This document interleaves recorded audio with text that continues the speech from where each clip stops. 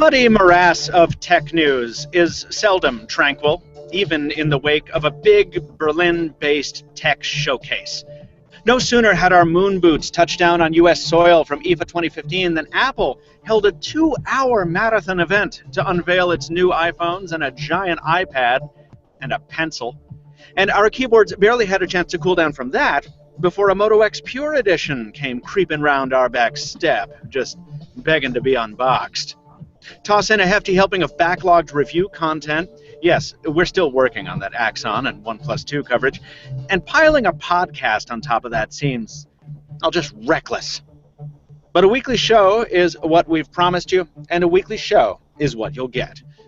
So welcome to episode 165 of the Pocketnow Weekly, the once-a-week podcast where we discuss news and opinion from the world of mobile technology. That's smartphones, tablets, wearables, all that stuff you wished you had when you were a kid. From Boston, Massachusetts, I'm Michael Fisher. I'm joined today by a dangerously dazzling duo of duotronic dudes. Chief News Editor Stephen Shank of New Jersey, good afternoon to you, sir. How's it going, Michael? Oh, it's going just grandly. Good to hear. And contributing editor and professional liquor evaluator, Hayato Huseman, welcome back from Berlin. Hey, let's, moving on. Jules Wong is right this second on an aircraft speeding back toward home, and we'll be so happy to have him back. Until then, you're looking at our faces because we ain't got no ticker and we got no media screen. And if you're listening to the audio version, you don't see anything. So it's okay. We're running the boards ourselves, and I think it's going to be a great show. The time on the eastern seaboard is 5:13 p.m. Good afternoon. You guys ever like back up data? I do. Like step away from it, or yeah, no, like step into it and then duplicate it and then put that somewhere else. My hard drives are making some awful ass sounds this past week. I'm a little anxious. That's all right. I might be able to help you out, Stephen. Oh, yeah. And anyone else who's listening who wants to know about backing stuff up, because today's episode of the Pocketnow Weekly is brought to you by Backblaze. Oh. Whether you have a Mac or a PC, Backblaze runs natively on your system and gives you unlimited online backup for your recipes, documents, music, photos, videos, old ringtones, whatever. If you've never heard of Backblaze, that's okay. I hadn't either until recently, but now I feel sheepish about that. Why? Because Backblaze has backed up or restored over 10 billion files. That's billion with a B. And has backed up over 150 petabytes of data for its customers. I don't know how big a petabyte is. Do you guys? 1,000 terabytes? Is that what it is? Petabyte. I don't know. Yeah, it's huge. Trust me, it's huge. You can access your online files anywhere you have an internet connection using the easy web interface or the Backblaze app for iOS and Android. And if you need a USB hard drive because you're just like a very important person with a larger restore, well, they've got that too. It's simplicity itself, like the training programs for Lipin's Honor Stallions, right down to the pricing. Just $5 per month per computer for unlimited, unthrottled backup. And if you're a Pocketnow Weekly listener, pro tip, you are, then you get a free 2-week trial. How awesome is that? Pro tip, pretty awesome. Go to backblaze.com/pocketnow to get that no-risk, free 2-week trial. If you're already backing up, like Hayato is, good for you. Do it more.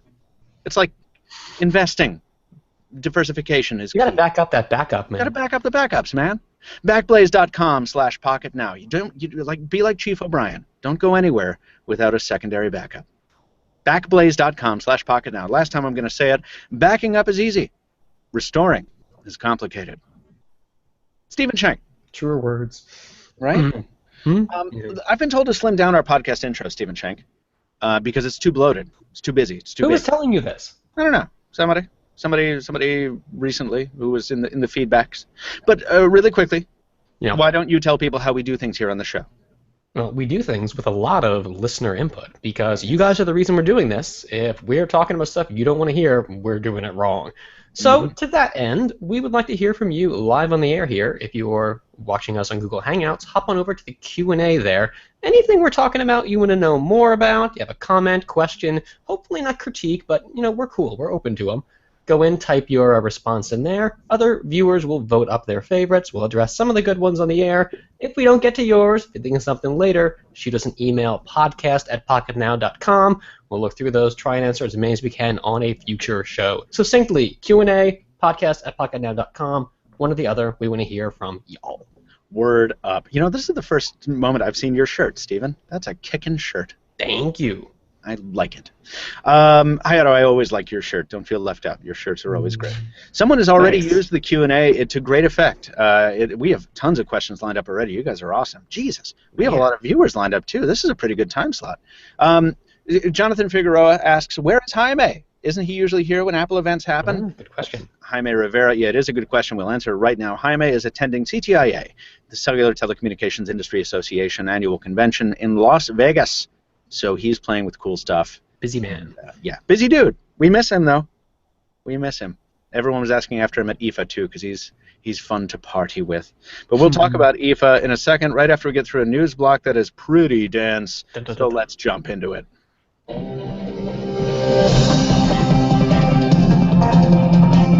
Stephen, you are our chief news editor, so it behooves you, sir, to try to encapsulate all the stuff Apple dropped upon us. Jiminy Christmas. Was I even on top of this all? It was coming left, right, and center during that 2-hour event where, honestly, I feel like it should have been a little bit longer because some of the stuff Apple sort of had to rush through. We got news about the new Watch OS, new Apple Watch options.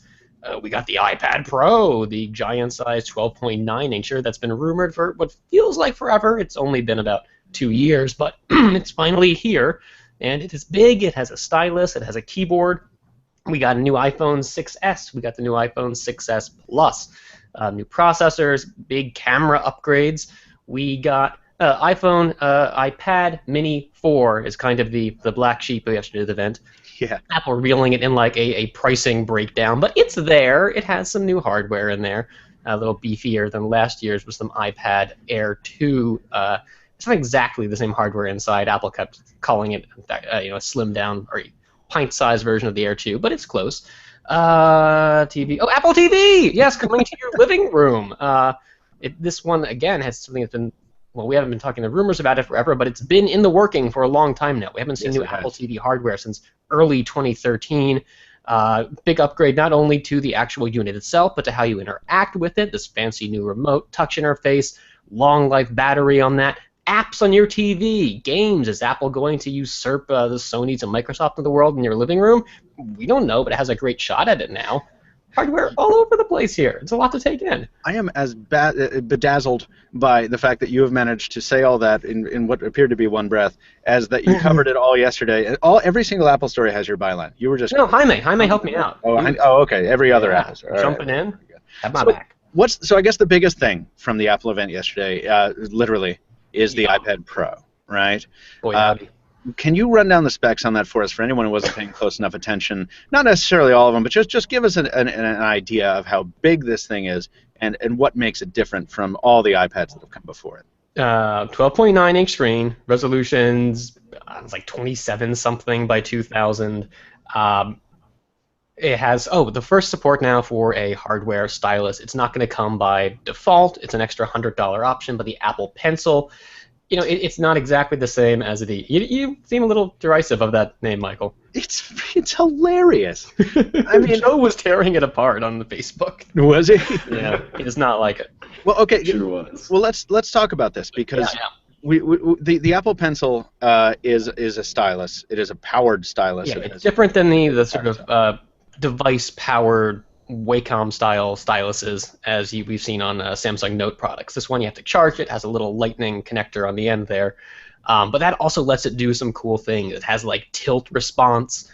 That is the cool thing. Yeah. So tilt response meaning that like a pencil, like an actual pencil with graphite, you can when you lean it on its side, you're exposing more of the writable area or more of the active writing area to the display, so you get a broader stroke, which is that's really cool. I think there's some innovative stuff, but it's large. It's girthy. It sort of reminds me of like a one of those frozen sausages that we've talked about before that people in Japan were using as styluses when the iPhone first came out because they were like the capacitive styluses didn't exist yet. You see people using this thing at the event, at the Apple event, and it's really long and it's really thick, I think. I don't have a great sense of scale for it just yet. I'm curious to take another look at it and see some comparison shots here. Wonder how it holds up to that Smart Pen I was reviewing a couple months back. It's a nice product, but it's girthy, and if you're not used to holding, it's not pencil size by any stretch of the imagination here. Right. And that's going to make it a little, not uncomfortable to use, but it's going to feel different than just writing on a pad of paper there. Then again, maybe that's something that's going to be important to learning how to interact with apps on these things. Treating it more like a brush, I don't know, sort of how I see it. I'm usually pretty dismissive of styluses that need to be powered. I have a Surface 3 here. We're going to talk about the Surface 3 in listener mail. And I know that the battery doesn't need to be changed often, but just that having another thing to worry about in that sense kind of is whatever. But I do like that the pencil, you can pop off the back of it and pop it into the lightning port and charge it from the iPad. And you can get something like, I think, a half hour of usage or 15 minutes of usage out of a 15-second charge or a 20-second charge, or something like that, and that's awesome, I think. Yeah, but I don't know. It's not as convenient maybe as a device-powered thing, but Apple's making a point with these new accessories, the battery-powered ones, that you're going to get a lot of lifetime on a very short charger. The same thing with the remote for the Apple TV. Yeah, it's not. I mean, you have to get power to these things somehow, and I think this is not what I want to be criticizing Apple about with these products here. So what? So let's talk about the other accessories. So the Apple Pencil is $99. Smart keyboard. Yeah, and then there's the smart keyboard that deploys into a very, very, very Surface lookalike configuration. Really doing. If you look at all these the iPad Pro announcements, and you're not thinking this is a response to the Surface, we're not watching the same product announcement here. Yeah, I mean the size alone, it's 12.9 inches on the display, which is I think about an inch larger in the diagonal than the Surface Pro 3, and presumably the Surface Pro 4. I mean, who knows what the dimensions are going to be on that? Different aspect, but still square-ish, not super widescreen. Right, it's not 3:2, it's 4:3, right? Right. Yeah, but the keyboard attachment, like on the Surface, will be sold separately. How much is that keyboard attachment going to be? I believe $170. $170. So to get this thing fully equipped, you need getting the the storage options. I think were 32 and 128. And if you're going to get the 128, and I think the 128 is the only one with cellular connectivity. If you're looking for a top-of-the-line iPad Pro setup with the full-size storage, wireless connectivity, Apple Pencil, and the smart keyboard, you're spending not quite $1,400, but it's just south of there. Yeah, somebody was asking about that in the chat just now. I'm trying to find it. Like it gets awful close to the price of like an entry-level laptop. Yeah. Yeah, and I mean like not just any laptop, but an Apple laptop, doesn't it? I mean it's like that's crazy. Yeah. Do you think, Christopher Miles? Do you think that people will buy the iPad Pro and the price is basically equal to a MacBook Air after the keyboard is factored in? I mean, I don't know. Like people buy the Surface, and the Surface is quite expensive, but that runs a full-fledged desktop class operating system. But do you need a desktop operating system to be productive? I don't think you do. Microsoft was on stage at the Apple event, which was crazy, to show off the new Office suite for iOS, right? That's what they showed off? Yeah, Microsoft showed off Office. We had Adobe there as well, showing off some of their software.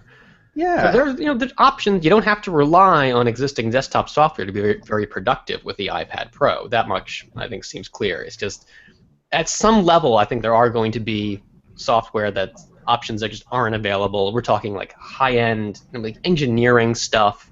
And I wonder just how pro the iPad Pro will ultimately be. I found it quite interesting that the iPad Pro did not introduce or did not include one of the most high-profile technologies from the event, which was introduced on the iPhones. Can we move on to the iPhones, guys? We'll talk about the iPad Pro as a result of the chat, I'm sure. But I mean, until it's not even available till October, right? Mid-October. Okay, so we'll be talking about that some more. Are either of you, I mean, Hayato, are you at all surprised that the iPad Pro dropped? Like, I feel like I was watching the event and it could have gone either way. I don't think Apple could have surprised me. Tactically speaking, I don't know. Are you surprised? Are you pleased, displeased, what? I'm not a big fan of the whole concept of a giant tablet. That's it's never been my thing, so I'm not all that excited for it. But it's not really all that surprising given just how heavy the leaks have been. Yeah, I guess. I don't know. I mean, is this enough to sort of stabilize the downward trend in tablet adoption? Do you think? I feel like these are going to be enterprise purchases. Maybe these are going to be power users. But the average person, I mean, somebody who's like, I'm shopping for a tablet. Oh, get the iPad Pro. I don't think it's pretty expensive. Get a fit in my one. bag conveniently. Right. This is definitely not going to be like a consumer grade tablet for anybody really. Like this is, I feel like this is really just going to be for the people that most people are going to still go with the Air 2 or the Mini or anything like that, and then the iPad Pro is going to be for more of the people that want to do design with the stylus or things like that. And it's weird who they're marketing to, just because the professional grade consumers or just power users are going to go with the desktop computer instead of an iPad, I would think. But we'll see. Right, this raises the question sure that we were asking: should this be running Mac OS X? And rumors had talked about this a while back. This might be the first hybrid device, and is this a big that I definitely want to say no. No, and definitely not. And I think like that is this old 5 years ago when the first iPad came out. I was so confused. I was so frustrated. I was like, why would you put a mobile OS on a tablet? It makes no sense. It's upscaled. It's really clumsy. It's stupid. You can't run more than one app at once. But they've gradually, very gradually, upgraded it to the point, and society culture has changed to the point where like people expect a mobile OS on a tablet now, because that's sort of all there is. It's funny to hear you say this. I'm thinking about Windows RT and the grand failure that was. Did we not give that enough time to mature? Did Microsoft simply come out with it too late, and we had already seen what iOS could become on a tablet? Yeah, Microsoft definitely came out with it too late is the thing, because I think they had nothing to compete with that was as simple as the iPad for a long time. You could get Windows tablets more than a decade ago, sure. I wanted to get one when I was in the market for a laptop. I wanted to get one of the ones. Dude, I had a Windows 95 based Windows tablet back in like 2001. Right, and this is that thing that people are always on. Apple didn't invent anything. Look, you can get a tablet like in 2004, but ultimately I decided not to get a Windows tablet in 2004 because they were all like, no, they were crap. Very complicated. They were crap. So anyway, I think RT came along way too late. But look at what you think it also. I think it wasn't just that RT came on too late. It's that you also had the option to get basically the same tablets, but with full, with actual full-blown Windows. Whereas the iPad, that's interesting. There was never an option for, you could never get OS 10 instead. I think if they had given that option to begin with, then we probably wouldn't have, iOS on tablets wouldn't have taken off, because why would you bother making apps for this when you can just get OS 10 instead? Right. I don't think Microsoft could have avoided that, because we already had full-blown Windows prior to the introduction of RT. What I think is it's interesting that previously you would quote like power users on a tablet. If I'm a power user, what kind of tablet do I get? Oh, you got to get a Windows machine because you can run two apps side by side. You got the full Office suite. You got the access to the file system, all that. And now, not access to the file system, but now you've got an iPad Pro, and all the iPads very shortly will be able to run two apps side by side. Mm-hmm. You've got all the productivity apps you could possibly ask for. Then you've got accessories to make it into a pseudo laptop on the road, including a damn pencil, which you're going to lose, by the way, because there's nowhere to put it in the iPad Pro. That's a tragic oversight. Yes, it is. For me, I think I don't think I could see myself buying an iPad Pro until it came with an app like Final Cut Pro or something along those lines, where like they mentioned that you can edit like 3 streams of 4K video at the same time. That's awesome, but what are you going to do with it? Like, you're going to edit it in iMovie, and then... Right. You're right. That is confusing, and I do wonder... that would be interesting to see a touch-optimized version of Final Cut Pro. Mm-hmm. I don't see how it wouldn't be confusing, though. I feel like touch lends itself. Well, if you use the pencil, maybe if it required the pencil. Touch doesn't lend itself to precision is the problem. That's exactly right. Keyframes, you need. And that's exactly where the pencil would come in, though. Do you think? Did they say anything about?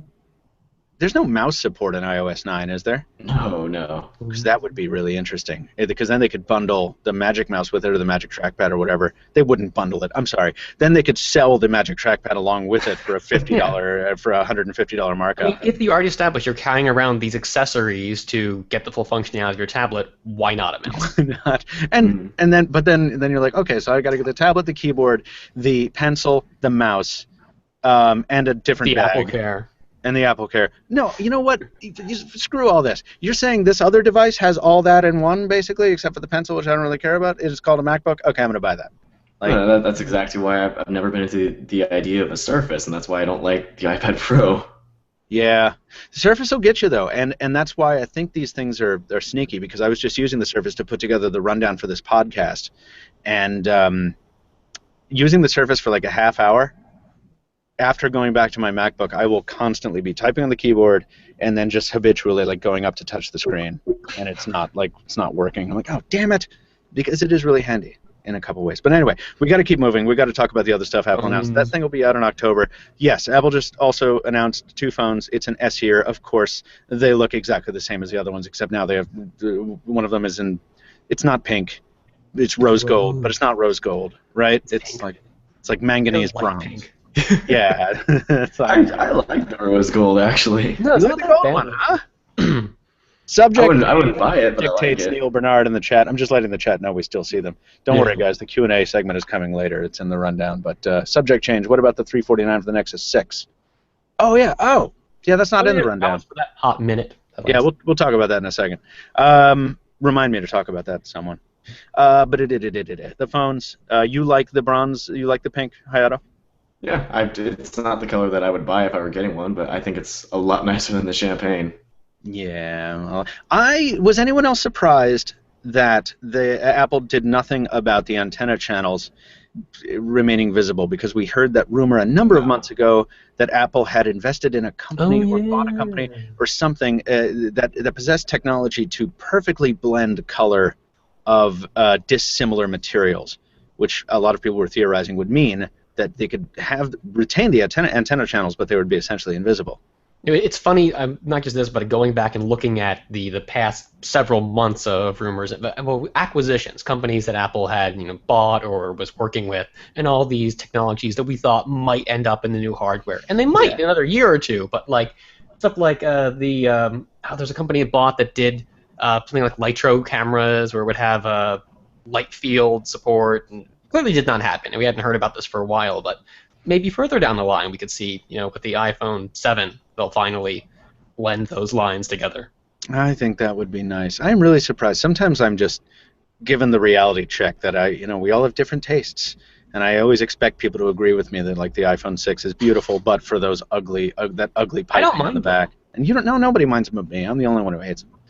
But anyway, the iPhone 6 feels great in the hand, and these will presumably feel great in the hand as well. Although these are thicker, aren't they? Aren't they thicker and heavier? Mm-hmm. Every one of them is a millimeter thicker. And despite that, I believe they also have slightly smaller batteries, or at least the 6S does, right, Stephen? Yes. We're talking about a sub 5% difference, though, right? It's really marginal. And considering the changes to the SoC, I wouldn't expect that to. One could cancel out the other, or vice versa, but it's not a big deal. Word. Yeah.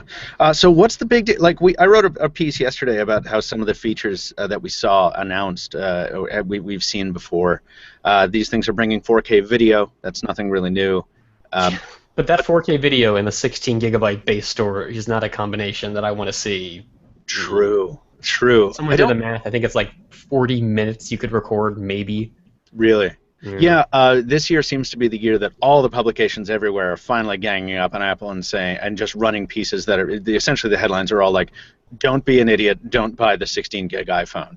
I mean, it's all the stuff that's going to float to the top of Google search results for any normal person shopping for an iPhone. I think that's good. I think that 16 gig iPhone purchase is not a smart thing to do. And I wonder if with the new pricing we saw for Apple's cloud storage is sort of in response to, we realize you guys are needing more storage as time goes on, and even though the hardware is not giving it to you, you can get it in the cloud.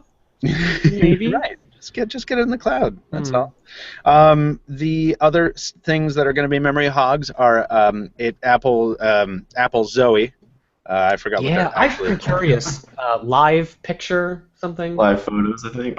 Is it live photos? Yeah. I love that it's not a video. It's just a series of still frames that, when put together, show motion. But it's not a video. It's not a video. It's funny, but because Phil Schiller on stage there is like him trying to describe live. What is it called? Live images. It was exactly like HTC was trying to describe Zoe 2 years ago. I got an instant flashback because it's really hard to sell people on that image. And before everyone jumps into the chat and yells at us for forgetting everybody else, yes, BlackBerry Time Shift, Lumia Living Images is what it was called, and then some other manufacturer was doing it on some other platform. Like, everyone beat Apple to the punch on this. Sadly, I thought it was awesome, and I think HTC really did it best. But the HTC could never make it quite as user-friendly as Apple seems to have done. The problem was always sharing them, in my mind. Yeah, that was tricky, too, for a bit. Then they solved that by building a social network out of it, which was very smart. Did they really, though? Because I could never share Zoe's on my HTC phones. Still? Mm-hmm. Yeah, on my M9. Oh. Well, I mean, I know they made it easier, I guess. So, all right, case in point. Yeah, this is something that apparently it took Apple to come along and say, hey, we're going to make this simpler. But all it does is take 1.5 seconds of video on either side of your shutter release. So you're going to take a shot, and you're like, okay. Oh, by the way, this is the Moto X. And you're like, take a photo and click, and it has already been rolling for 1.5 seconds before the shutter release, and it continues to roll for 1.5 seconds after. So when you're swiping through the gallery, you get these little bursts of animation that enliven the photos and make them nice.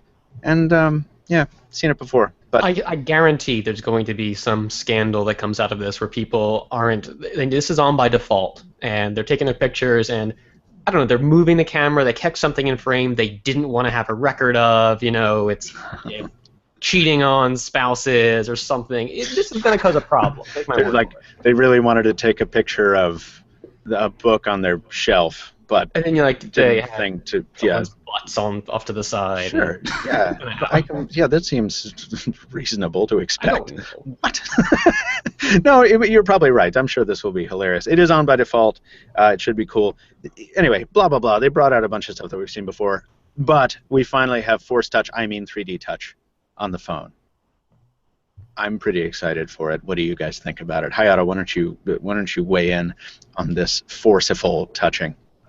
I think it'll be neat. I don't know. I've never used Force Touch on the Apple Watch or anything like that, so I don't know how it exactly works in terms of, I guess, just how it feels. I should say. Yeah, I can tell you. But I like the idea. I think it's going to be a nice new interface change, just because now you get all these extra menus without having to actually, there's no press and hold needed for these additional pieces of context. Yeah. And that's the thing. Go ahead. I'm sorry to interrupt. Well, and everybody is comparing it to press and hold, and they're just saying that Android's had this because it's just press and hold, but it's not. You can still press and hold on the iPhone. You get the different options, like when you're on your home screen, it'll make all your icons shake and you can rearrange them. But Force Touch will now also add new menus when you or 3D Touch when you 3D touch a. I like how Apple made that mistake during the event. They Oh yeah, Apple themselves. Yeah, was it? Yeah, I think Federighi did that, right? Yeah, one of was it Craig Federighi? I don't know. One of them said Force Touch and they meant 3D Touch.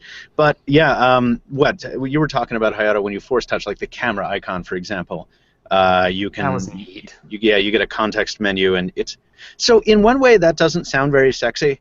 And I was even thinking of it while they were demoing. It was like Force Touch on an icon, and you get like a pop-up menu. It's just like right-clicking on a computer. But, yeah, and that sounds awesome. Well, yeah, no, they've made it pretty. And in terms of the camera one, that's a really good example because the first option when you 3D touch the camera icon is to jump immediately to the selfie, and that's smart. You know what it makes me think of actually now that I'm looking at it right now, is on the Galaxy Note. It's the only phone that I can because I have the stylus. If I hover over something, it'll give me an additional menu, like AirView.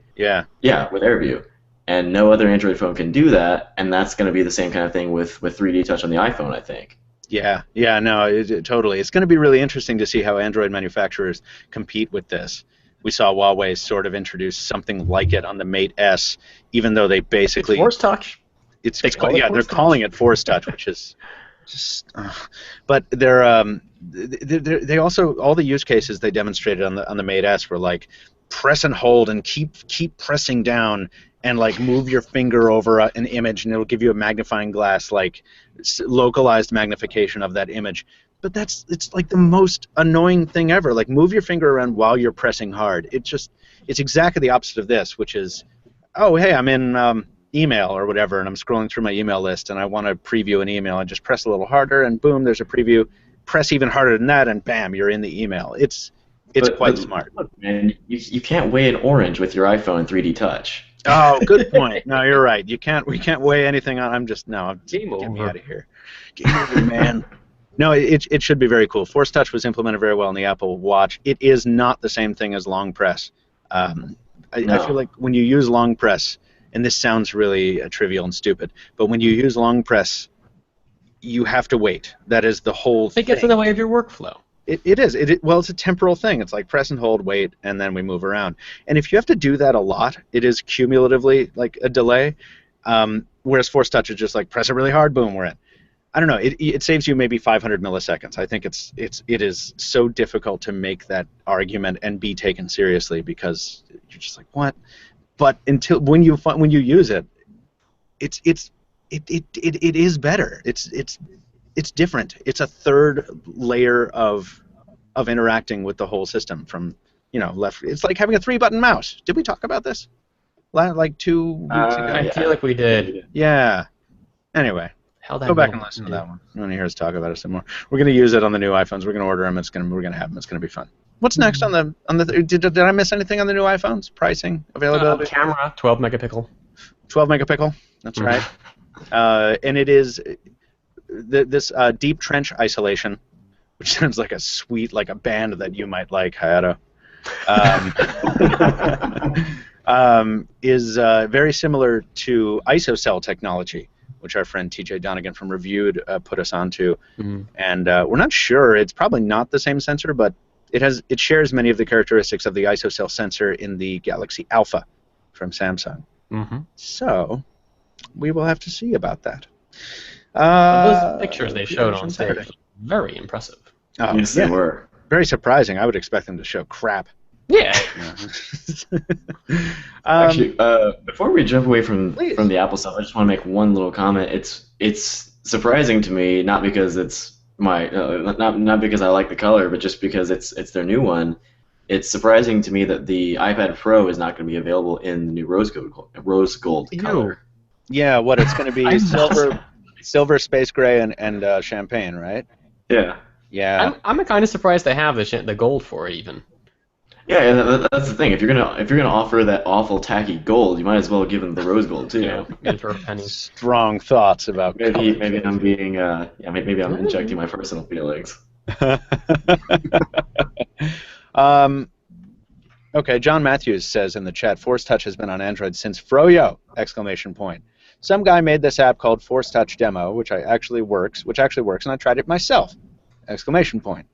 Go download Force Touch Demo if you want to give that a shot. But this is hardware dependent, just like it is on the Apple Watch. I did like how Apple gave us a peek inside at the event to show how it works. Apparently, the capacitive. Yeah, there's a sensor layer beneath the cover glass that detects like minute variations in distance. So apparently, the glass bends to a degree locally. That doesn't seem possible to me. Yeah, but I guess. I mean, I don't imagine they're lying about that, so hey, I don't know. Pre-orders are open this Saturday night. I know this because some of us will be up waiting to pre-order it at absurd times, I'm sure. And we'll see. I was looking for stragglers in the Q&A, but we'll get to those in the Q&A section. So let's move on to the Nexus 5. Or no, the Best of IFA 2015. Hayato, you wrote a piece. I did. So I feel like this happens. We come back from IFA, there's a Motorola thing, there's an Apple thing, and everyone forgets about IFA. But you, Hayato, are doing your best to take a chisel to the stone and let everyone know that the International Funkausstellung Berlin shall be remembered for things other than debauchery. Carrying that torch. Yeah. Why don't you run it down quickly for us? We talked a lot about this in the previous podcast for the courtesy of Mobile Geeks, but why don't you run it down for us quickly, brother, and let us know what was the best of IFA 2015. Yeah, so I mean, my list was just a top 5, but basically, IFA was all about smartwatches this year. There was almost nothing there except smartwatches, and So that was one of the top 5 on my list with smartwatches because they were just everywhere. We had the Zenfone 2, the Zen Watch 2 rather. We had the new Moto X 2015 edition. We had the Watch Urbane Lux from LG. We had the Huawei watch. There were all kinds of watches. Yeah. And they were all pretty much iterative for the most part, except for the Gear S2, which was the second on the list. And that was really on its own kind of level from the other smartwatches in that it was completely different. It was not at all iterative. It was just a totally different device from the original Gear S, and it's I mean you played with it, Michael, and it looks like it's gonna be a really nice smartwatch coming up this year. It was surprising. I mean, it's, I guess it wasn't if you're looking at what Samsung has been doing since that aforementioned Galaxy Alpha and the Note 4 to sort of reinvent their industrial design. Yeah, the Gear S, you said it. It's the S2 is nothing like the Gear S, and it's actually quite elegant. The classic one looks almost expensive, and the sport one looks, Almost. Well, yeah, I don't know. I mean, a lot of people, it looks good. They really do look that good. knurled bezel there. Yeah, and the bezel, I think we sort of thought that maybe the bezel was going to be maybe a capacitive ring at one point. So glad it's not. So glad it's not. Too. Yeah. It's actually a mechanical thing with detents, and it clicks with each menu option. And the Tizen design that they've implemented for this thing really, really looks good. It clicks? I didn't pick up on that from those still pictures. Oh, you didn't know it clicks? More now. Yeah, no. When you rotate, it's like, Ooh. and so cool. It's like a decoder ring. Yeah, it sort of is. And then they ripped off Motorola's. Hey, my phone disconnected from the speaker. They ripped off Motorola's pedestal from the 360, which is great. And they threw magnets in it. And apparently the thing is Qi wireless rechargeable compatible. That's really nice. I mean, the one thing I like the wireless charging in the Moto 360. I don't like how with the new version, it's not compatible with the old one. It would have been nice to just go with the standard. Hold up. What do you mean? What? The new 360 is not Qi? The new wireless charger is not compatible with the original wireless charger. All right, but wait, do I care? Is it Qi or not? I don't know. I forgot. All right, well, we'll see. Our Moto 360 is still being built, by the way. We don't know when that will be. But I'm not mad because we got our Moto X mad early. Moto X hands-on coming up. Stay tuned. What else? Hayato, Gear S2. Everything else is iterative. The Moto 360, though, I mean, what did you think? Hayato, you saw that, the new Moto 360. I thought... Yeah. I mean, what was your... I thought it looked really, really nice compared to the original. I know we're neither of us are the biggest fan of the lugs being included now, but in person they look pretty nice. I like that textured sighting around the circle. Oh yeah, they give you the option now to texture the bezel with yeah. I like that, and the screen looks so much better than the original. It's much brighter, and you've got more pixels in there. Which is funny. Yeah, it's brighter, but it's not that much more pixel dense, which is interesting. It's not that much more, but it's still, I feel like it'll make, given that small of a screen, it should make a fairly noticeable difference, hopefully. Yeah, especially on the smaller version with the 42mm one, which I think is the one I would go for. I love that that's an option now. Me too. I would not buy it with my own money, given that it's double the cost that the original one is going for. Right. Well, what about, though, the other tiny smartwatch we saw, the Zen Watch 2 Micro? That one looks really nice. It looks really, really nice. So Hayato and I, Steven, we're in the ASUS media center, and we're 3 days late to cover the ASUS stuff, and I'm kind of pissed off at myself for missing that. I'm like, just go get this stuff and get out. And we stop at the Zen Watch table, and I'm like, oh, that's really nice, because I see the Zen Watch 2, and then right next to it is the mini version of the Zen Watch 2, and I'm like, oh my god, I want this right on my wrist right now. You're smitten. I am, and it's cheap as hell. The Zen Watch 2 is what, $129, and Hayato, what is it? It's $149.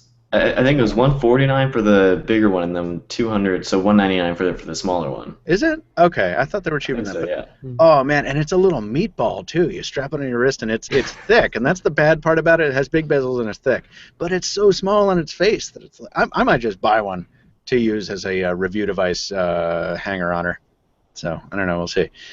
We saw the Zoom. We saw other stuff. Hayato, wrap it up for us. What else was cool there that was not a smartwatch? There was also the Xperia Z5 family with the Z5 Compact, the Z5 Proper, and the Z5 Premium, and they're really interesting. It's nice to see, as it always is with Sony's Xperia phones. It's nice to see the compact model, so you can still get a really high-end phone in a smaller package, because not everybody has giant hands or giant pockets. Word. It does take a slight step down in build quality, but it's at the same time, you might not mind the plastic on the back. And the sides. Well, let's clarify that. First of all, it's frosted glass on the back. It's not plastic, remember. Is that on the compact? Because the Z5, I know thanks to the comments, is frosted glass and not aluminum. I think it's frosted glass on all of them. Compact. Okay. I might be wrong, but it's not a difference in build quality so much as fit and finish. They've consciously made the decision to make the compact this like slab-sided bar of soap type thing, whereas the Z3 compact had that nice layer that diffused light and sort of broke up the sides and made it appear to be not as thick as it is. And the Z5 compact just looks like it looks like a Dove bar of soap. It looks like an iPhone C, the 5C. I beg your pardon? Oh, you think so? The iPhone 5C? What about the 5C? Oh, yeah. Where's the chunky, rounded where it shouldn't be, and unappealing? Yeah, sort of. And thankfully, the Z5 compact isn't glossy; it's all matte. Yeah. So That's a plus. better looking. Yeah, but I don't know. I like the Z3 compact better. But anyway, and then we saw that. Did the Z5 Premium make your list, Hayato? It did. Yeah, I mean the whole family did. The Premium you got to see, I really did not see much of it. But it's got it's got the 4K display. It's got the mirrored back. I don't like the mirrored back, but it's beautiful though. The mirrored back in chrome. It's like carrying around a slab of. It's like if you smashed your bathroom mirror and a perfect rectangular piece came off. That's what it's like. It's like, oh my god. And in silver, it's just stunning. Just like the Samsung S6 Edge in silver. Go ahead. Well, I was just gonna say, if we're all complaining about having to clean off the back of the Samsung phones lately, that's gonna be so much worse, I would imagine. Indeed, yeah. It was one of those demos where the guy gave me the phone, and he tried to wipe it off, and then he tried to wipe it off again, and he tried to wipe it off. Just put these gloves on. Yeah, but yeah, that has a 4K screen. Who cares? But I think we talked about that a lot last week, so let's not get back into that. I like that they all have a new fingerprint scanner in the power button, though. That's kind of nice. Indeed. It's really ergonomic. Just like your thumb just sits there anyway. Yes, and it's a recessed button, but it's also the pad, and it's matte finish. It's not. I don't know why you get so hung up on this, but remember, it's like it's not glossy like every other fingerprint scanner, or I guess. And I think the Huawei ones are matte. Go ahead. I think we were just talking about this in one of the podcasts a couple of weeks ago, where it's also there aren't many fingerprint scanners that have any kind of etchings or anything actually on the sensor, and this actually has the little power symbol. Yeah. Oh, that's right. Yeah. I want to ask you about the Lenovo Surface Killer. Speaking of companies knocking off the Surface Pro. Yes. Is the Mix 700 going to kill the Surface, Hayato? For some people, I think it's definitely going to be a better buy for a lot of people. I don't think it's going to kill the Surface, but that's mostly because I don't think Lenovo is going to be able to market it as much. The Surface is kind of a household name with anybody that cares about Windows devices. Everybody knows what a Surface is. Everybody that buys Windows tablets, they generally look towards the Surface as one of their top choices. This is it's going to be harder for them to market just on the same level, but for the people that do buy it, it's much, much cheaper than the Surface when you're considering it's $100 cheaper baseline, and then it includes that keyboard that's normally, I think, $130 with the Surface. Yeah, including the keyboard is so clutch. I mean, I wish Microsoft would do that with the Surface.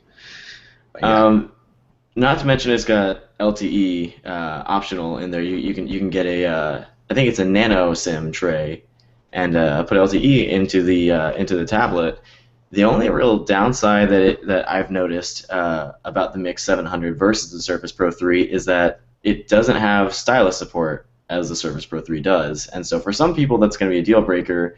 For the people that don't generally use styluses and don't care, then maybe it's not going to make a difference, and it's still a $700 full Windows 10 tablet with almost all of the same specs that the Surface Pro 3 has. It's a really, really good-looking device. That's a little too chunky and heavy for me, but so is the Surface. So how about those hinges, though?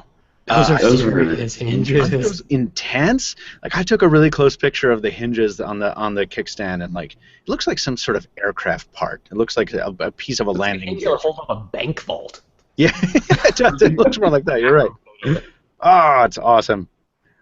Cool. Yeah. No, thank you for that, Hayato. Our IFA 15 wrap-up coverage will continue. I think I've got one more post to go. You know, it wasn't. It was a show with It was a show that for us.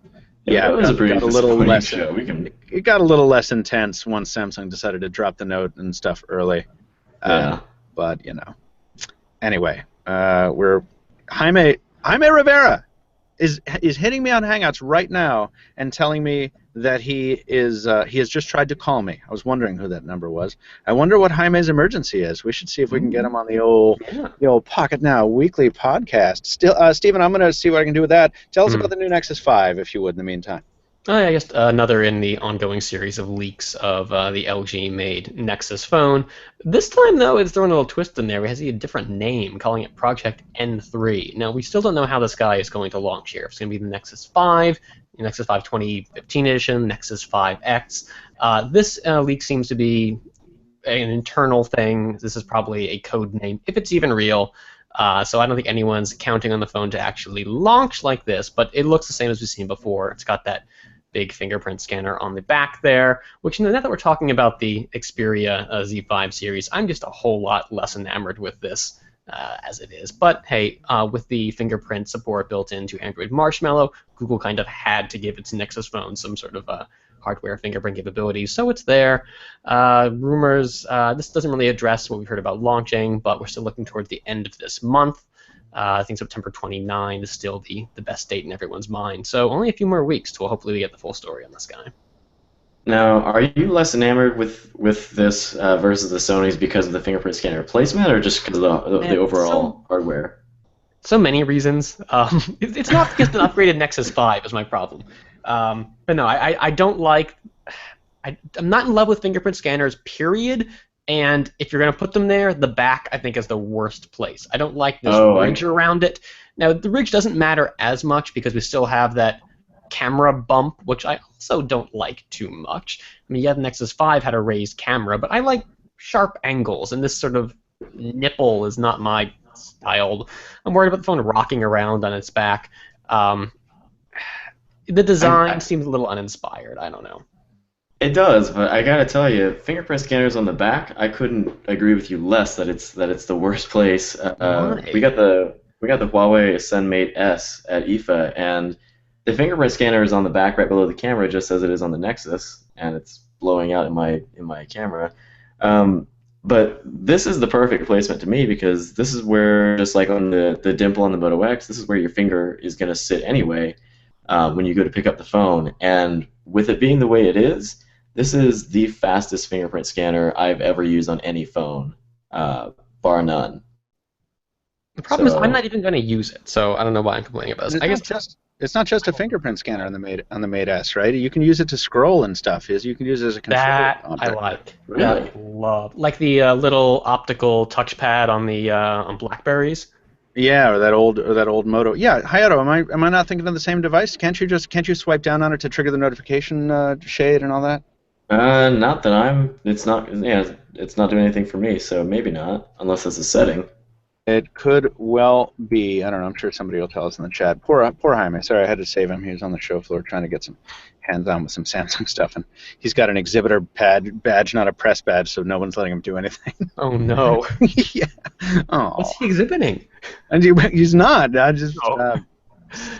Anyway, what else is going on here? What's next on the here? So we got to get into the Android Moto X, hands-on with the Moto X bit. Happened a week earlier than we were expecting. Android Pay. A little wonky. So there's this weird business going on with how cards work with it. How so? How is it weird? It used to be that you had any credit card, you just add it to Google Wallet, and they did the virtual card thing during payments, but it was super easy. Now for Android Pay, your bank has to be a partner with Google on this.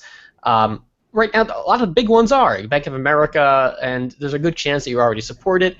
And if you're not, there's this grandfathering thing where you agree to some temporary virtual card numbers assigned to you, but then again, this doesn't work for new users signing up, and it's just it's more complicated. It's not as user-friendly as getting started with Google Wallet was. That should change, though, because Google's talking to more banks. It's adding a couple more in just a few days now. But we'll be paying attention to this and probably taking a closer look, because it's just getting started now, rolling out to more users. And there's a new wallet app, too, if that's your kick. Now, I want to try this, but now on the Moto X Pure Style Edition, it doesn't ship with the Google Wallet app installed, and it doesn't ship with an Android Pay app, so I am on there. Like out of it. Speaking of shipping, though, we're going to see some great support, though. AT&T, T-Mobile, Verizon will be shipping phones that have NFC, and our Android, obviously, will ship with Android Pay going forward. Word up. That is actually really surprising and excellent. Meanwhile, though, Verizon is holding up Samsung Pay on the Galaxies, as I recall. Yeah, somebody said they had 10 days left to evaluate it or something like that, the decision. So we're going to keep a close eye on it. I'm going to really keep a close eye on it because I haven't paid with a phone since I first did Google Wallet for one of my first Pocketnow videos ever, and that was in 2012. And I'm really excited to try it now with my own card. Trader Joe's the other day. Yeah, did you? Yeah, that's fancy. OnePlus is. Oh yeah. So the OnePlus. I give such a positive headline to this article. It's not great. OnePlus has been hitting delays left, right, and center with the OnePlus 2. The phone is really only shipping in significant numbers as of this week. If you've been waiting to get your hands on one, be patient. Your order should be going out soon. If you haven't ordered one yet, though, and you haven't been able to find an invite code, there's a good reason. OnePlus hasn't been handing out a ton of them because it's been aware of these delays. More invites should be on the way soon. Better yet, you have a chance to order the phone without an invite at all. Sometime within like the next month or so, OnePlus hasn't set a specific date and time just yet, but there will be a 1-hour anything goes sales event where you can buy the phone with no invite or nothing, just give them money. They'll give you a phone. It's a weird, foreign concept, but why not? They're going to give it a spin and see how that works. We'll see how the conventional model goes. OnePlus 2 review I should mention before we move on is coming. Let me tell you guys what happened. I used it at IFA. It was my daily driver at IFA the whole time. I came back all set to write the review, but I ran into so many problems, and I sat there with Dom Esposito, with Nicole Scott, with Josh Vergara, with a bunch of people who had experience with the phone. And they had experience with some of the problems, but it became clear to me that I actually did, for once, get a lemon of a review device. We're talking like really bad problems that nobody else was having. So I think we're going to swap that unit out, and the review is late anyway, so it's just going to be later. But I'm not reviewing a bad review device and calling it a real review. Right. So unfortunately, that means more delays because I got to wait for a replacement unit. We've got the Moto X Play, probably the iPhone stuff before it, but we'll get it out. It's just got a bad device. Hayato, are you still doing the Axon review? I am, yeah. Okay, good. Yeah. Excellent. All right, good to know.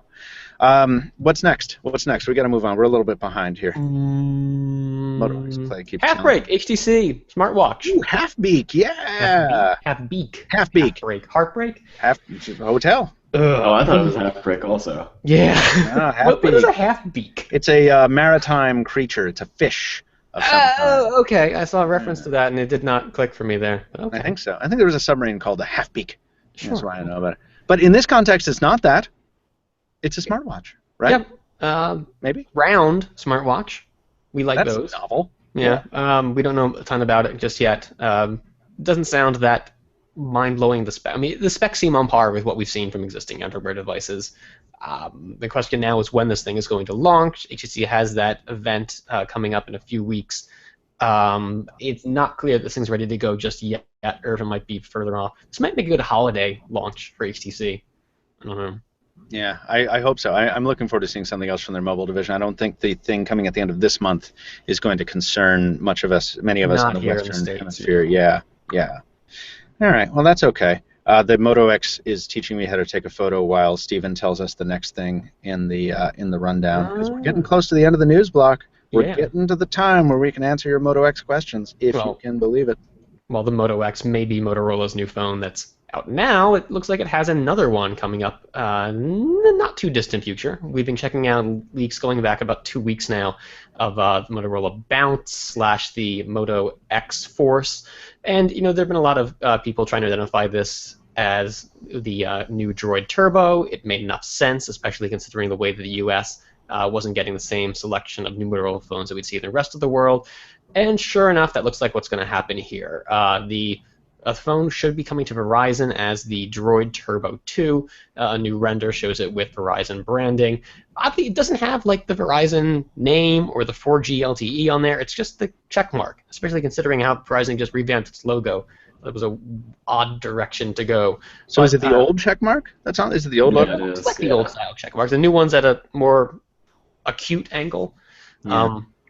And I don't know if this is a direct response to the on-screen widget there showing a Thursday, October 1st date, but there have been suggestions that this guy will launch, indeed, in October. And like we already heard, the Moto X Force could be coming out sometime in December. We also heard a little bit of markets for this guy, or for the X Force. That could be supposedly confirmed for Europe and China. We don't know what sort of confirmation that is, but that's what sources have been saying. My gut says we'll see it in other nations, especially South America, because Motorola loves South America ever so much. And South America loves Motorola. And that they do. Indeed. Very good. Well, I think, we still think, basically, though, that the Droid Turbo 2 is going to be the Moto X Play for Verizon? Yeah. Okay. Hayato and I... Not the same hardware, but basically the the same. equivalent thereof. Yeah, okay. Because Hayato and I saw about, what, like 58 Moto X Plays when we were overseas, Hayato? That sounds about right. We did. There was a bunch of them at the Lenovo display, and then a bunch of people had them. It was weird. Yeah, our friend Nirav let us play with it.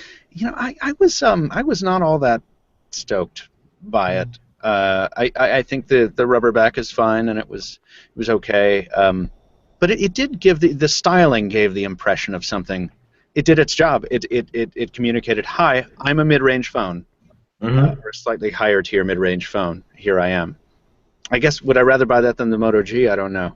But since, I don't know, these are questions we'll have to answer when it comes to Verizon in a different suit. Indeed. Are we tired of putting it off? Should we let everyone ask us I think it's questions time. about the Moto X? I'm really proud of everyone. Let's sound the bell and let's get into here, because it's time for gadgets in hand. I have a gadget in hand. It's the Moto X Play. I've had it in hand this whole time. It's running the soundboard for the podcast. The display is too bright. It's going to blow out the camera, but here it is. It is stupid bright. When I did the unboxing video before, I felt like I damaged my camera when the boot screen came You up. had to put on those like slit-style Eskimo glasses. yeah, the Inspector Gadget anti-snow blindness glasses. Yeah. So this is the Pure Edition / style, if you're nasty, or if you do not live in the United States. And there are a lot of questions lined up. Guys, you are fantastic for stacking these questions up for us. Sometimes these segments do not go well because no one cares. Everyone cares about this phone, so let's answer the most upvoted one. Care too. Yeah. Well, we all care. How is the LCD screen? Asks Raphael F. Barnaby. How is the LCD screen on the Moto X 2015 compared to AMOLED screens like the S6 or Moto X 2014? So this is a this is a very bright display, as I've said about 40 times. You can see the scan lines as we get further off axis. Yeah. I think the off axis visibility is not the best. It's also not the worst. It is disappointing to have a device that does not have an AMOLED screen after 2 generations of it. I mean, in daylight, you can see the Moto display screen it's indistinguishable. It just might as well be an AMOLED screen. They did a fine job in that sense. When we turn the lights out, I don't know. Should I try it? Should I turn the lights out right now? Can you? See, I can do that. Might as well. I can do whatever I want. This is my booth. All right, there we go. So there's the phone in the blackness that pops up. That's not bad. I don't see like a gray. You actually can't tell. Yeah, no, there's not a lot of gray bleed happening now in person. Not looking through the through the lens of a really crappy webcam. Yeah, I can see when it's supposedly black. Yeah, I can see gray, but it's nothing like. It's a lot like how HTC did those really good LCDs, where like it was an LCD, but when it was black, it was pretty close to black, unless you're in a pitch dark room. That's what this reminds me of. And actually, that's a good question. Somebody is following up that. So, Raphael, I would say the AMOLED displays are still better in terms of black levels, yes. But Dobo Yi asks basically the same question. Oh, he's asking about the speaker, but I thought he was comparing it to the M9. So think M9. That's the thing. Dobo Yi asks, what's the speaker quality of the Moto X Pure, say, compared to the HTC One M9? This thing is loud as F. It's great. I wonder if they're using the same drivers from the Nexus 6. Hayato, that's your favorite phone, isn't it? It is. I adore the Nexus 6. No, I don't. Oh, I like the Nexus 6, and you should too. Shall we mention real quick that the Nexus 6 is what? What is it? $249? $350. No, it was that for like a day, and now it's back to regular pricing. Or really? Regular. I think it's with the old 150 discount, so it's like 500 maybe. Well, I don't know. if you get the Nexus 6 for some reason right now, maybe you're on Project Phi, which Hayato is evaluating for us. You will have some of the loudest front-facing speakers there are available, and the Moto X Pure Edition is very, very similar. I wouldn't be surprised if these were the same speakers. They are very loud. I was watching OT4 Tech's videos on my way to lunch because he complimented me on the unboxing for this. And I was like, oh, I got to watch one of his videos, and I'm never going to be able to hear it because traffic noise and whatever. And I cranked up the volume on this thing right on the sidewalk, and it was just in my face noise. It was terrific. It's really, really how's the actual quality though, besides the loudness? I do not know yet. I mean, I didn't, it wasn't blowing out. It was really, really smooth sound. It was bassy. I think I would call it warm. But this is after how long has it been? This is 5 hours of use. Yeah. So I'll let you know. Why isn't the review up yet? Yeah, exactly. just call unboxings reviews. Because people call them reviews anyway. Are you missing? Don't you love those videos? No, those are the best. Are you missing the fingerprint scanner from the S6? Asks Gerardo Espinosa. From the S6, the iPhone, and so on when using the Moto X. I'm not. Can I turn that question back on you guys? Like, I like fingerprint scanners, but when they're not there, I don't miss them. I think it is an oversight. I think people do look for them. But what do you guys think? Steven? I don't put a password on my phone. It has no utility for me. Okay. Yeah. So what about you, Hayato? I also don't put a password on my phone, but if the fingerprint scanner is good enough, then I'll set it, which basically means I've only ever set it for the iPhone 6 and now using it for the Ascend Mate S because the fingerprint scanner is just ridiculously good on that. Yeah. But otherwise, even if it's got like on the new Samsung phones, even with the fingerprint scanner, it's a good scanner, but it's not 100% accurate 100% of the time, so I usually don't set it even if it's there.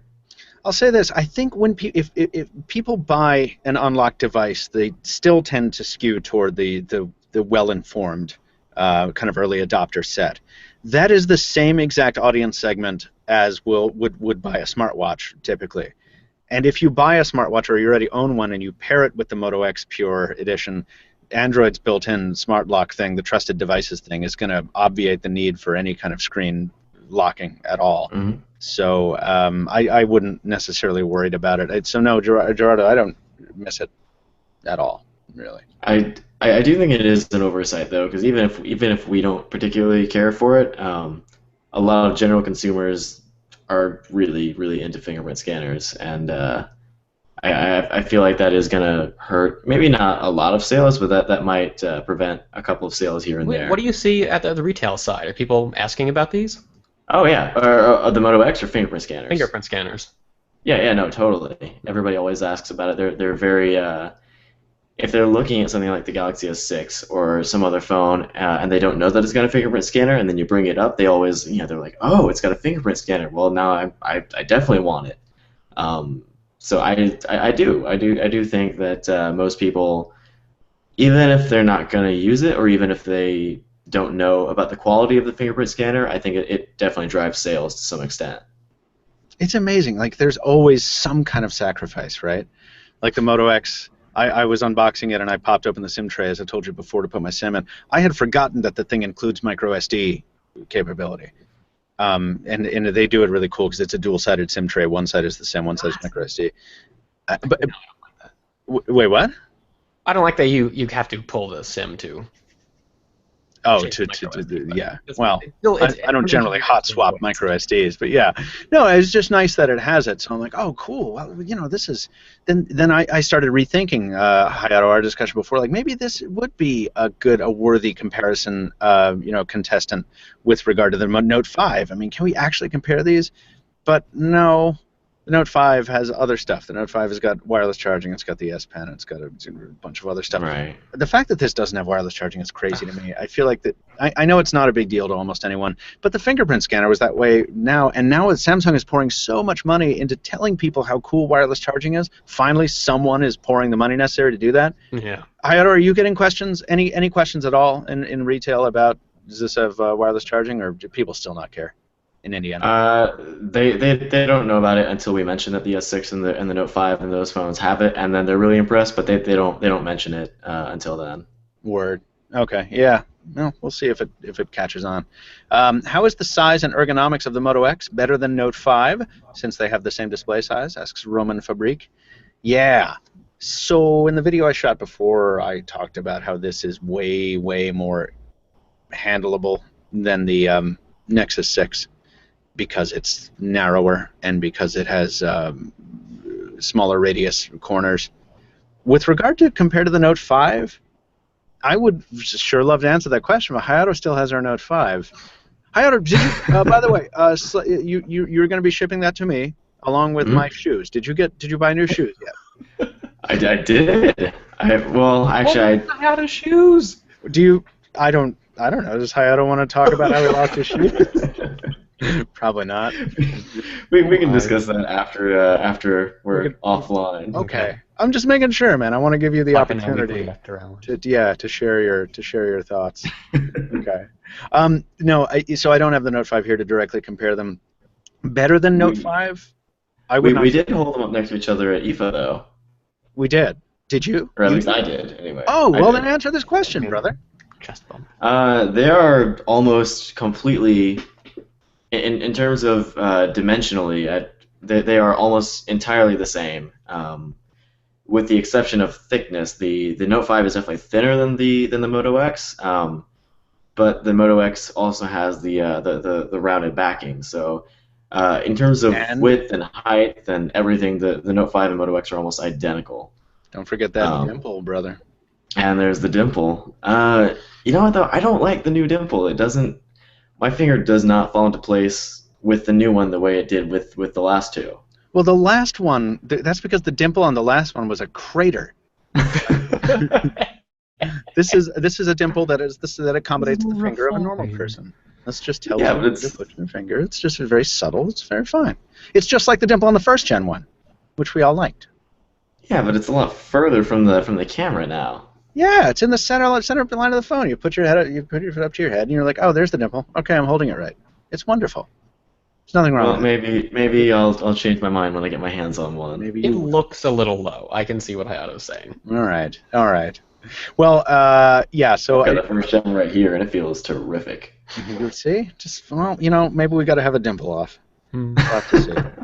The Moto, you said it already. It is more curved. I think the fact that it's not that grease attractant glass is really nice. We got the silicone one, which I think I've said it on the podcast before. I still haven't figured out exactly what this feels like, but it's ribbed silicone, and it's neither sticky nor slick. It's kind of like buying something for the kitchen, like when you have good grips. Yeah, or like a sponge on a stick. You know, those things you buy for like washing dishes and whatever, and they have that rubber grip on them so that they don't slip out of your hand. It sort of feels like that. I don't know. I can't really quantify it. Steven's looking at me like I'm a crazy person. I don't blame you, but I'm gonna figure out what this is, and I'm gonna have the perfect comparison, and you guys are gonna regret making fun of me. But I'm holding back every "that's what she said" joke. We've had maybe 7 of them on the show so far, right? I think the leather is a little more slippery than it was last year. It doesn't have quite the stickiness, and the wood stuff is slipperier. It's more. Now the leather also has the cross hatching though, doesn't it? Yes, it does, but that doesn't give it an additional. It doesn't make it easier to stick to the hand. I don't think. I don't know. I mean, we'll see. Are you going to get a leather one? Are you going to get any of them? Are you going to order this? I'm only gonna get a Moto X if I have the money to, and right now I don't have the money for anything. So, Steven, did you say you were going to order one? No, you ordered this one. You ordered it. I may not ever order a smartphone again. I don't know. They all got big.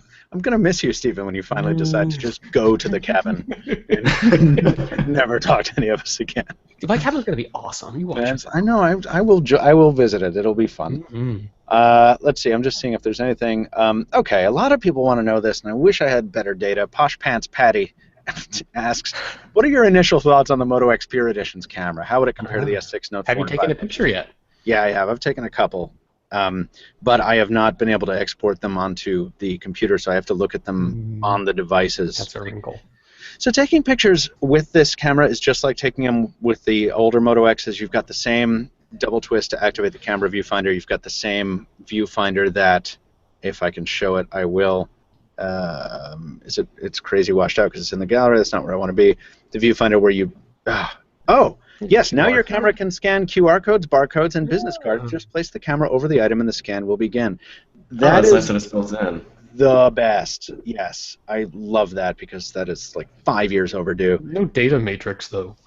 You swipe out from the edge, you get the sort of Rolodex menu option, and you've got touch to focus. Actually, I'm just going to take a picture there. I didn't mean to. You've got the reticle that you can move around and you can adjust. It's just like taking a photo with the Moto X 2014. If you like that, you'll like it here. If you don't, you won't.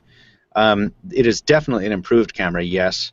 When I zoom in very closely on the JBL logo on the power-up dock, you won't be able to see the quality on the camera here, but there is a minimum quantity of digital noise. It is sharp enough. The color reproduction seems quite accurate. And this display seems, I think, pretty well balanced, but I'm not sure.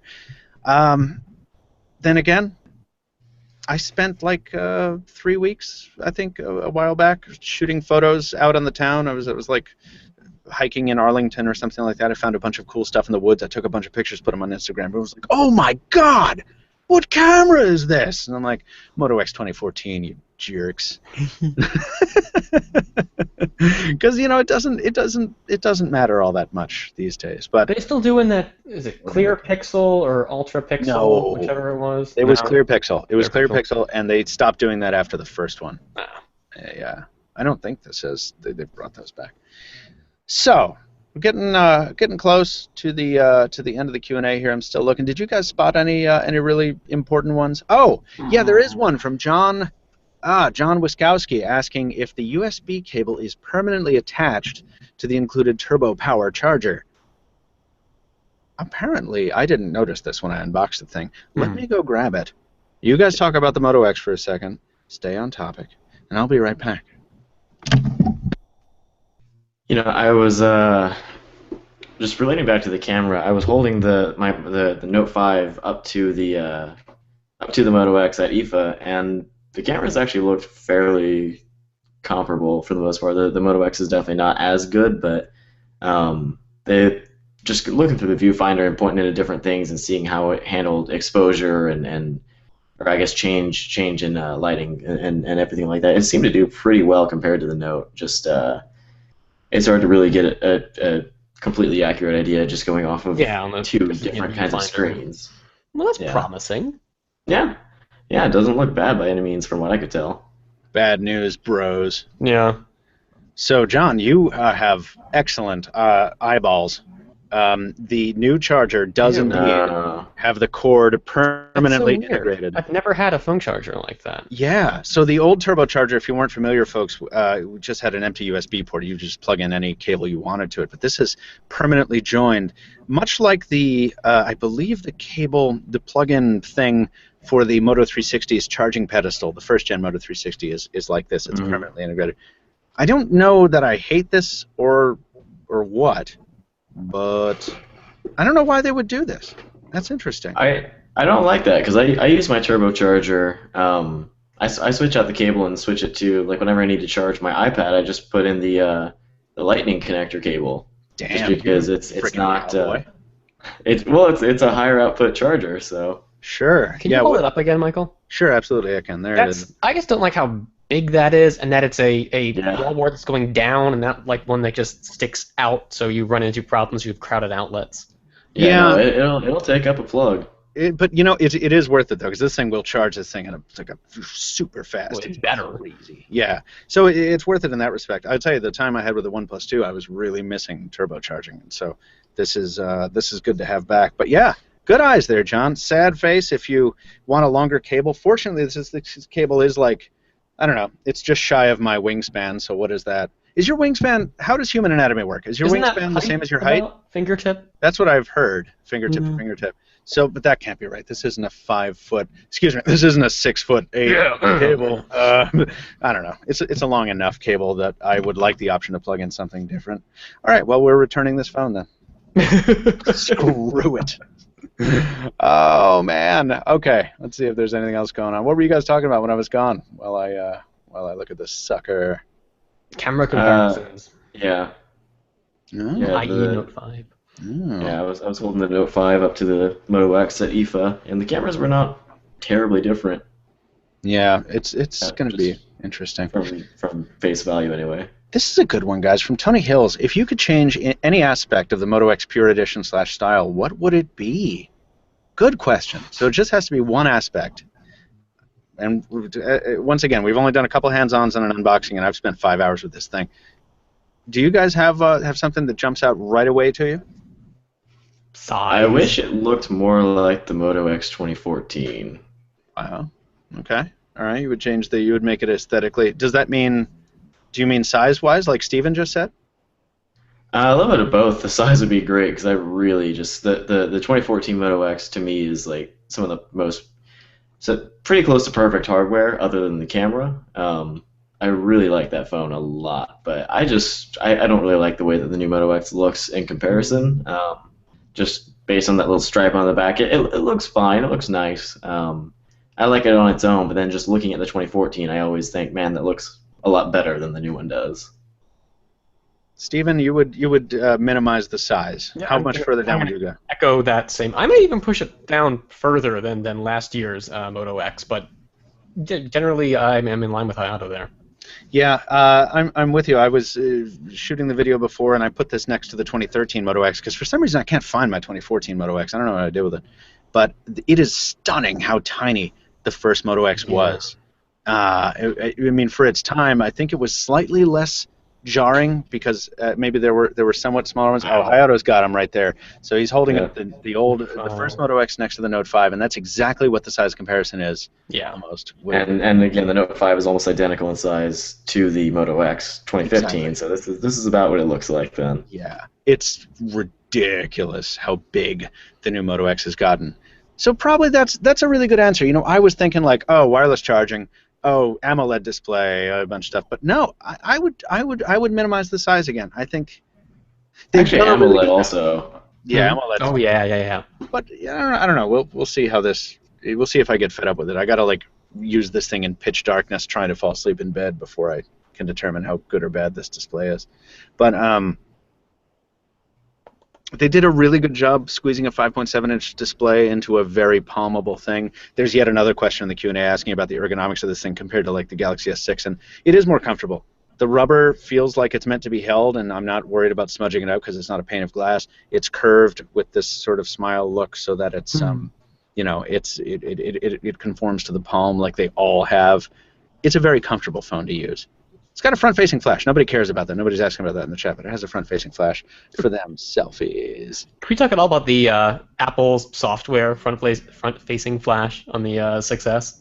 Snapchat did it first, so Yeah. You know, I couldn't do that. I couldn't. I was using it yesterday for the editorial, and I couldn't get Snapchat to give me a front-facing flash. you can just tap the lightning icon at the top left. Oh, I didn't notice that. Yeah, that UI is not very good. No, the UI is just atrocious, but it's a fun service. This is my favorite question. How does the Moto X back compare to the BlackBerry Passport? From Thomas Richards. I like that it's like it's specific to the back. So holding the BlackBerry Passport feels like I reached for my phone and accidentally picked up the very expensive drink coaster to protect the mahogany table from my scotch. But the back of it, maybe I understand the question. The back of the Passport is a traditional kind of smooth, soft touch feel on the fingertips. With this silicone version, it is that. It is very similar, Thomas, but it is there are ridges.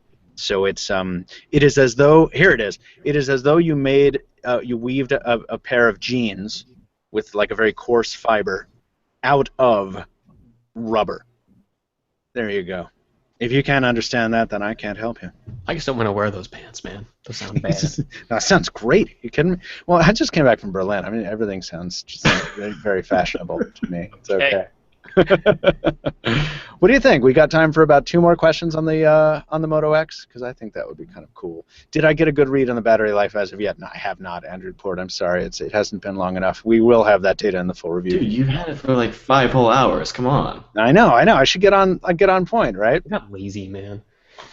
Yeah, I know. I should just throw in the towel. How does the Moto X compare with the OnePlus? This is a really good question. It's one a lot of people are going to be asking. Christos Alexakos. How does the Moto X compare to the OnePlus, presumably the OnePlus 2? And don't forget that 64 gig Moto X would be $120 more than the OnePlus 2. What are you getting? What's the difference, guys? What are the fundamental differences between these? There's sandstone versus silicone.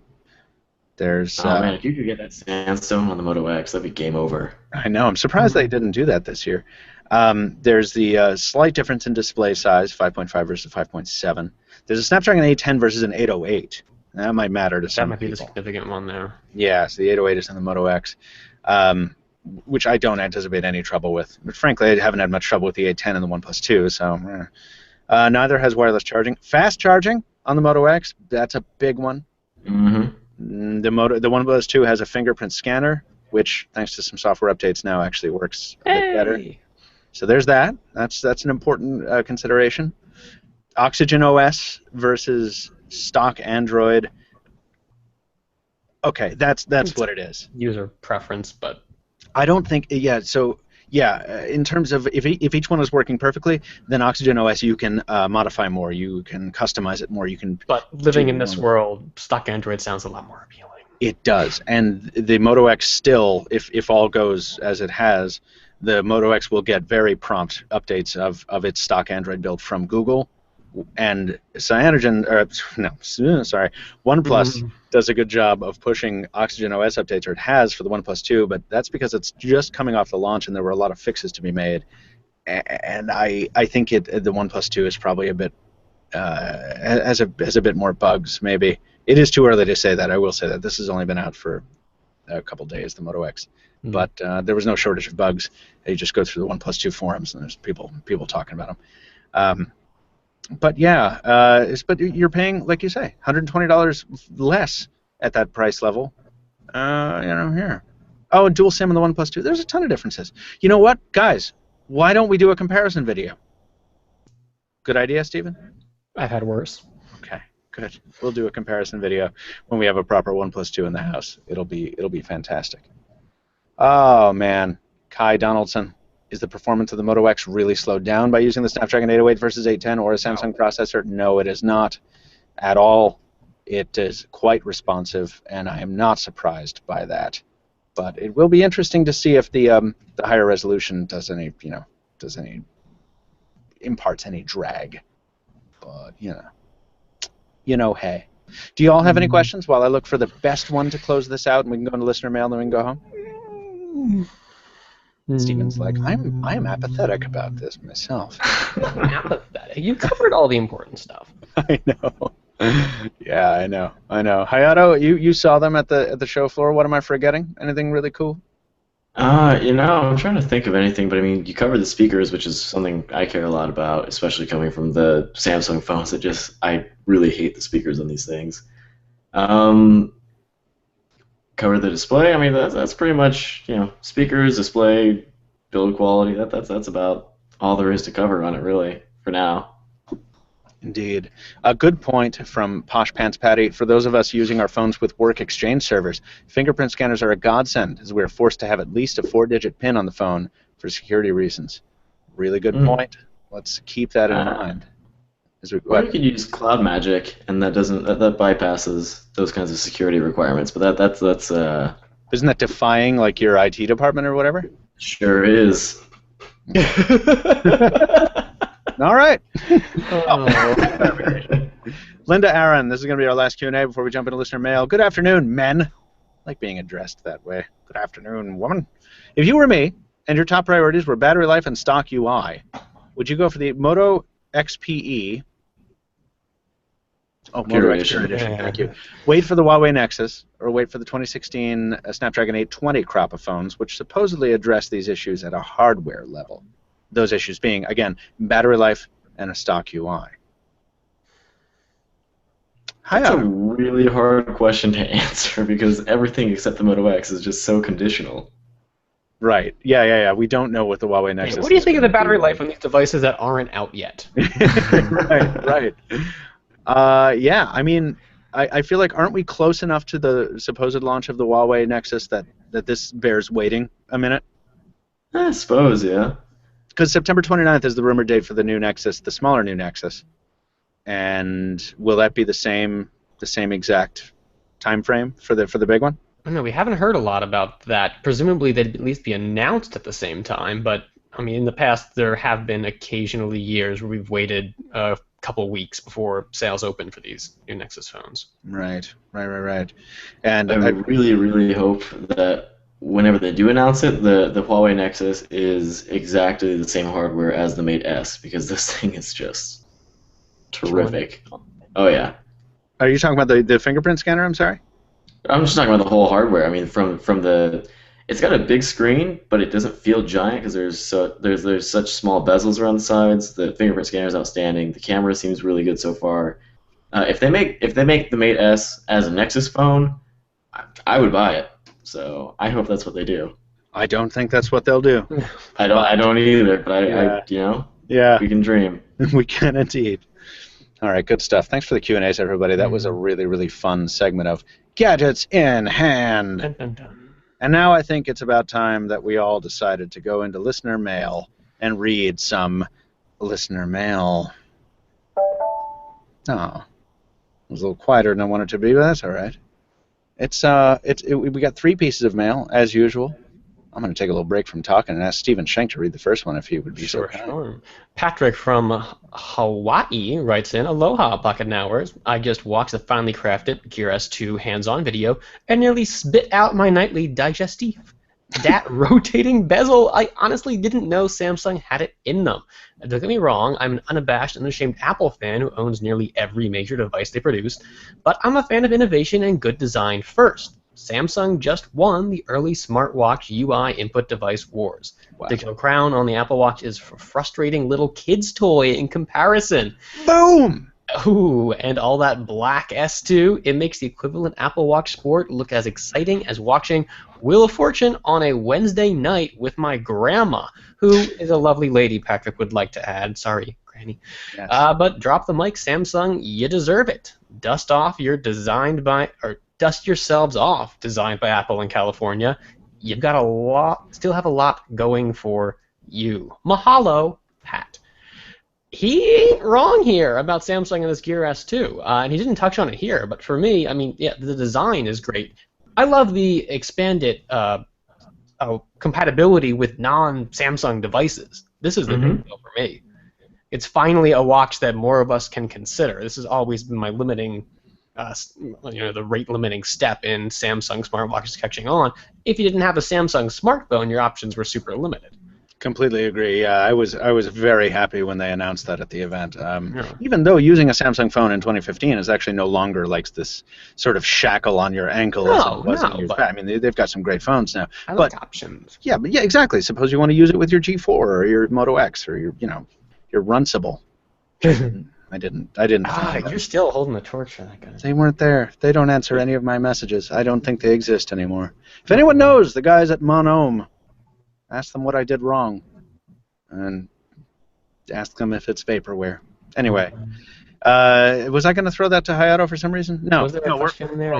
There was no question. It was just But yeah, Gear S2. Great time. Absolutely right. Yeah, should be awesome. Should be fun. Hayato, read that second piece of listener mail, please. Sure thing. This one comes from Kevin Perrone, who says, "Hello, Pocketnow team. I'm in definite need of a smartphone upgrade, but I'm not looking to break the bank. I'm looking for a great, reliable phablet. I've been seriously considering the Moto X Pure Edition, but the Note 4 is also calling my name. A used Note 4 in mint condition is about the same price as a Moto X Pure Edition, and I'm wondering, which do you think is the best choice? Keeping in mind that the S Pen isn't a big selling point for me, and neither is Moto Maker. The Note 5 is a little too rich for my blood. Thanks for the awesome videos, Kevin." So S Pen is out of the equation completely. We don't care about the S Pen. I think that just answered the question right there then. Yeah, right. I mean, why get a Note 4 unless you want an S Pen or a removable battery? That is the big difference here. They both charge very quickly if you plug them into the wall. They've got the adaptive fast charging on Samsung, the turbo power charging on Motorola. But the Note 4 does let you swap out batteries. So if you care about swapping batteries, boom, there's your decision. If these were both phones that had just launched and were at equivalent prices, I'd say it's a lot more difficult, but considering that the Moto X Pure Edition is so much newer and that the benefits of the Note 4 don't seem to be benefits in this case, or maybe the battery, but the thing we identify the Note 4 for standing out for is not going to motivate this decision, go with the Moto. Yeah, and the Moto will probably be supported for long. Well, will maybe be supported for longer, but it'll be faster, right? The upgrades will be faster. Yeah. And the only downside I can think of, as much as I really love the what Motorola does with the software, the Note 4 and the Note 5 that I've been using, I really enjoy the multi-window feature. Oh, indeed. Yeah, if you want to run apps at a time like that on the Moto X, you don't get anything that takes advantage of how giant the screen is, really. Very good point. Yeah, indeed. So there is that. So maybe, same old answer as always. If you're looking more for a smartphone that happens to have a larger display, the Moto X is a really good call. If you want something that's more like a miniature tablet, Note 4. Well, just wait for Android N, where it's going to have built-in app split screen support. Yeah, just wait. Android X-Ray is going to debut with that. It'll be great. Yeah, wonderful. Good call. There's a final piece of listener mail here from Matthias. Or Matthias, I'm not sure which one. This is This is a bit of a rant, so I'm going to try and bring it down a little bit. Dear Pocketnow team, love to listen to your show, listening to it since what seems like forever. The Moto line really seems to be one of the most desirable and meaningful smartphone lineups available, and I get how there's so much excitement for it in the US tech blog scene. But as a Windows Phone guy, absolutely everything that makes reviewers love any Moto XG or E device screams to me Windows Phone. Pure OS with small but meaningful additions, nice build quality, customizable hardware with color options, great software support, good smartphone experience at low price devices, optimized software. You guys catch what's missing from that list at all? I don't know what you're going for here, but I'm sure you're going to tell us. We'll get to it. How is it possible that most tech bloggers, mainly US, are cheerlead for every new Moto device, and on the other side, cherry-picking the negative points of comparable Lumia devices? I have read this week several reviews of the new Moto G that all seem to excuse every negative point of the phone with its price, while I constantly see Lumia reviews that complain about missing wireless charging, etc., etc. Do you really think the $120 Moto G is more value for your money than the $190 Lumia 735 or the $120 Lumia 640, as you mentioned last week? I just yesterday updated my Lumia 830 to Windows 10 Mobile, and it is absolutely astonishing how this big update with all that new features made the phone even faster and more fluid. I would never have that kind of confidence with any Android device, not even a Google, and even less a Lenovo. Thanks for the great work you guys are doing, and please continue. Regards, Matthias. Matthias, thank you for the email. What didn't he mention the entire email, though? Did anyone pick up on it? I don't want to say it, but is it Android? It's ecosystem. Do we have a button for the cricket sound effect? No, yeah, we do. In fact, I wish we'd had it. It's the ecosystem, guys. Yeah, this has always been the problem with Windows. Right. Yeah, I mean, I feel like this is not even... talking about cherry picking, Matthias, I mean, I feel like we talk about this on this show constantly, and to not even include it in the list of comparative points between Android and Windows Phone software support. Yeah, right, but that's software support. That's like Microsoft saying, "Hey, we are supporting you, Windows Phone fans," and even that's not very great. unless you're an insider and whatever. But no, it's all about the ecosystem. It's about applications being stalled in development because everyone's waiting to see what Windows 10 is doing. It's why Microsoft is allowing porting of Android apps to Windows 10. It's the same conversation we've had over and over. Yes, do I think people should buy a $120 Moto G? By the way, what is that price? Is that first gen Moto G or second gen? I don't know. That seems low. It does seem low. First gen, I think. Yeah. Do I think so? All right. Do I think people should buy a $179 current Moto G before either of those Lumias? In most cases, absolutely. Yeah. Because people are buying smartphones. The regular people out there are going to be like, oh, what can I do with this phone? Oh, I can download apps? Cool. What apps can I download? And you tell them it's a Windows phone. It's like, oh, well, I mean, you can get 5%. Right, yeah. You can get Minecraft. You can get a Facebook app that's still unbelievably still slower and worse than every other Facebook app on every other major platform. I mean, come on, man. Yes, I love Windows Phone. I miss Windows Phone. I can't wait to use it when Windows 10 is real and we have Continuum devices, and I'm really excited for that. I was just powering on my own 830 today. I was reshuffling the office before I shut the unboxing here, and the 930 as well. I can't wait to get a 1520, the new 1530, if that's what they call it. I'm super stoked for Windows Phone. But right now, it's not a good time to buy it. No. When are we going to see those start launching? I don't know. City Man, Talk Man. I don't know. I'm looking forward to it though. I'm gonna get both of them. It's gonna be great. But that's that. Such enthusiasm. I know. Thank you everyone for writing in, and this was an awful lot of fun, and we got quite a large audience considering the subject matter. You can never tell what people are going to be into. You guys have any good stuff to talk about? I'm not surprised. Yeah, no, it was good. I guess you're right. Stephen, I know you've got a jet. Final thoughts? Anything you're excited about for the upcoming week? Upcoming week? No, the rest of the month could still be interesting. And sure. Holding my breath for that Nexus event. Yeah, that's going to be a lot of fun. And I'm sure there's other stuff that'll be popping up in our faces before too long. Hayato, you good? You've recovered from your travel. You're no longer jet lagged. Everything is all set. I'm no longer jet lagged. I'm no longer suffering from other problems from the trip. So absolutely. I mean, you're still missing a shoe or two, but that's okay. Send me those back, by the way. I want those.